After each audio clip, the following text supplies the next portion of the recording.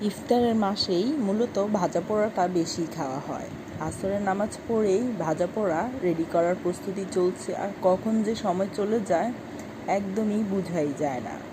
প্রথমে মুচমুচে আলুর চপ বানাবো, আর রমজান মাস জুড়েই যেহেতু এই ভাজা পোড়াগুলোই আমাদের বেশি পছন্দ, তার জন্য। আসসালামু আলাইকুম, সবাই কেমন আছেন? দেখতে দেখতে রোজার মাসও চলে আসলো। আলহামদুলিল্লাহ, এত পরিমাণ শান্তি লাগছে, চারপাশে মনে হচ্ছে এত পরিমাণ স্বস্তি, দারুণ একটা আবহাওয়া ছিল। ফাইনালি একটা রোজা আমাদের কমপ্লিট হয়ে গেল।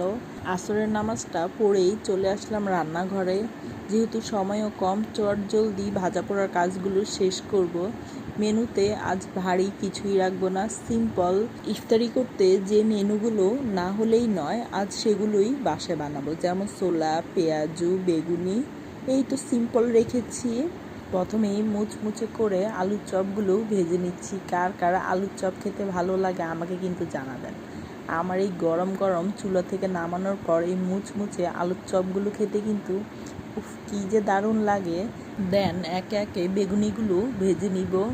পেঁয়াজু বা আলুর চপ ভাজতে যতটা সময় লাগে, বেগুনি ভাজতে কিন্তু তার অর্ধেক সময়টা লাগে। চুলার আঁচটা আমি একদমই লোতে রেখে মুচমুচে করে বেগুনিগুলো আস্তে আস্তে ভাজবো।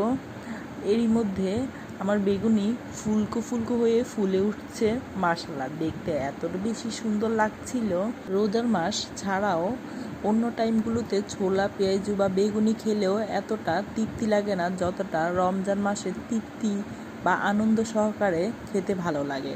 ফাইনালি আমার বেগুনিগুলো ভাজা কমপ্লিট হয়ে গেছে, আর এর মধ্যেই আমি পেঁয়াজুগুলো দিয়ে দিচ্ছি। সবগুলো পেঁয়াজু একসাথে দিয়ে মচমচে করে ভেজে নিচ্ছি।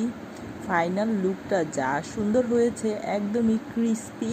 প্রথম দিনের এই সিম্পল ইফতারিটা কিন্তু খুবই অসাধারণ লেগেছে। অন্য দিনের তুলনায় আজকে গরমের তাপটা কেমন বোঝা যাচ্ছে না, যেহেতু রান্নাঘরে আমার তো মনে হচ্ছে মোটামুটি গরম আছে। তার জন্য ভাবলাম ঠান্ডা কিছু বানিয়ে ফেলি, দই দিয়ে লাচ্ছি বানিয়ে ফেলবো।